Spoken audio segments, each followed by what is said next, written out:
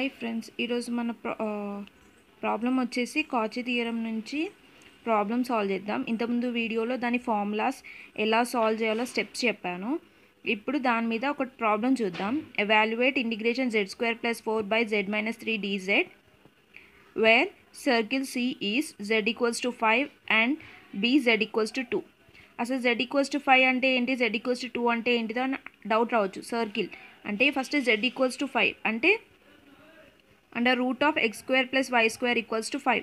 ఇక్కడ వాడు circle C అని అంటే సర్కిల్ ఇచ్చాడంటే x² + y² = 5² అవుతుంది. అంటే మనకేంటి, ఈ z = 5 అనేది circle with centre and origin at the point 5. అంటే ఇప్పుడు మనకి సర్కిల్ అనుకోండి, ఈ పాయింట్ ఆరిజిన్ ఎందులో ఉంటుంది, 5. రేడియస్ అండ్ ఆరిజిన్ అనేది 5. ఇప్పుడు మనం ప్రాబ్లం ఎలా సాల్వ్ చేయాలో చూద్దాం. ఫస్ట్ మనకి ఇచ్చిన f(z)ని ఒక్కసారి డిఫరెన్షియేషన్ చేయాలి. ఎందుకు డిఫరెన్షియేషన్ చేయాలి మనం, ఎందుకంటే ఇక్కడ మనకి అనలిటికా కాదా అనే ఒక డౌట్, మనకి ఏ పాయింట్లో అనలిటిక్ కాదు అనేది మనకు కావాలి. కాబట్టి ఫస్ట్ ఒకసారి డిఫరెన్షియేషన్ చేసినప్పుడు మనకి ఏ పాయింట్ దగ్గర అనలిటిక్ కాదో తెలుస్తుంది.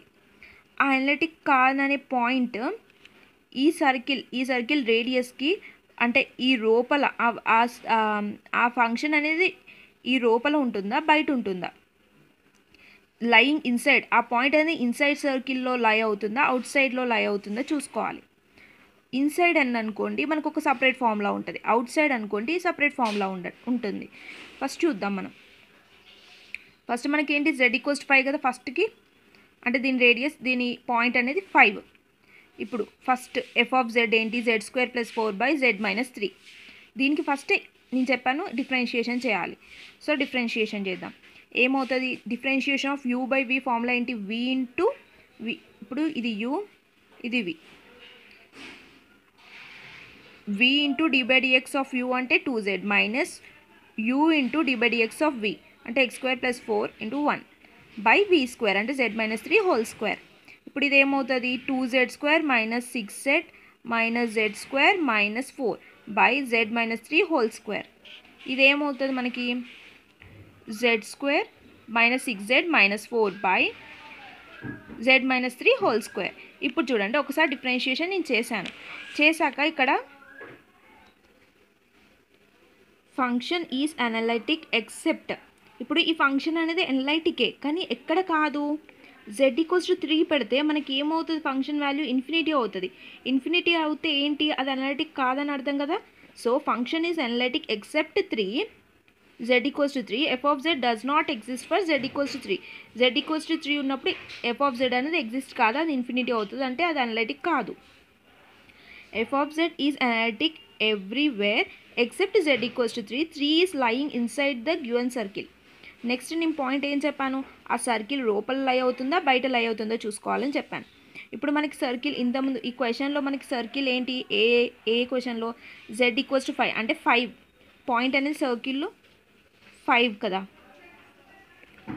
ఇప్పుడు ఈ 5 పాయింట్ ఇన్సైడ్లో 3 ఉంటుంది కాబట్టి, అంటే 5 కన్నా తక్కువగా 3 అంటే ఇన్సైడ్ సర్కిల్లో లై అవుతుంది. 5 కన్నా ఎక్కువ ఉన్న వాల్యూ అవుట్ సైడ్లో లై అవుతుందని అర్థం.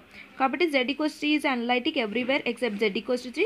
3 అనేది ఎక్కడ లై అవుతుంది, 3 is lying inside the circle అన్నప్పుడు మనకి ఫార్ములా ఏంటి, integration C.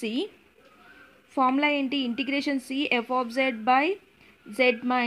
a dz = f(a) × 2πi. ఇప్పుడు మన క్వశ్చన్లో, ఇప్పుడు మన క్వశ్చన్ ఫార్ములా ఏంటి, f(z/z - a ఫార్మాట్లోనే ఉంది కదా. అంటే ఏ ఫార్మాట్లో ఎలా ఉందని మీకు డౌట్ రావచ్చు, ఎందుకంటే అక్కడ మనకి z - 3 అనే ఫార్మాట్, అంటే a = 3 అన్నట్టు ఆ ఫార్మాట్లో ఉంది. సో ఇప్పుడు f(a) × 2πi. ఫస్ట్ f(a) అంటే f(a) ప్లేస్లో మనకి ఏముంది, ఇప్పుడు ఏ ప్లేస్లో 3 ఉంది కదా, అంటే f(3). f(3) ఏమొస్తుంది, f(z) = z² + 4. f(3) ఏమవుతుంది, z ప్లేస్లో 3 పెట్టుకోండి, అంటే 3² 9 + 4 = 13 వచ్చింది. ఇప్పుడు మనం దానిలో సబ్స్టిట్యూట్ చేద్దాం. 13 ఇంటూ ఏమవుతుంది ఇక్కడ 13 ఇంటూ 2πi అంటే 26πi వాల్యూ వచ్చింది మనకి.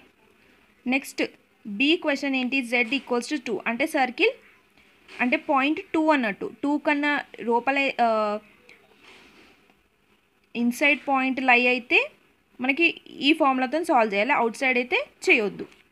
సో ఇప్పుడు C equals z equals to 2 circle in a circle which centre of origin and radius is 2.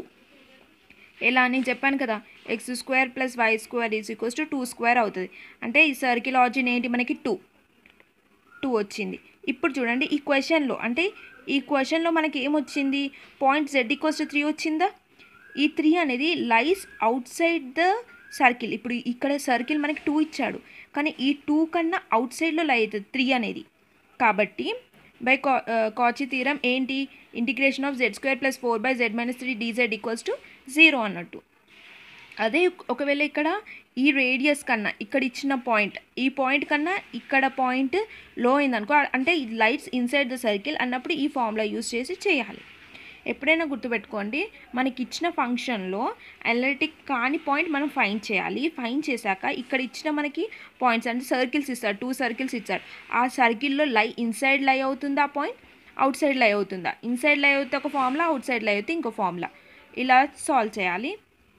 ఇవి ఇంపార్టెంట్, ఈ ప్రాబ్లమ్స్ అనేది ఇంపార్టెంట్. ఇంకో ప్రాబ్లం నెక్స్ట్ వీడియోలో సాల్వ్ చేసి పెడతాను, ఎండ్ స్క్రీన్లో చూడండి. Thank you for watching this channel.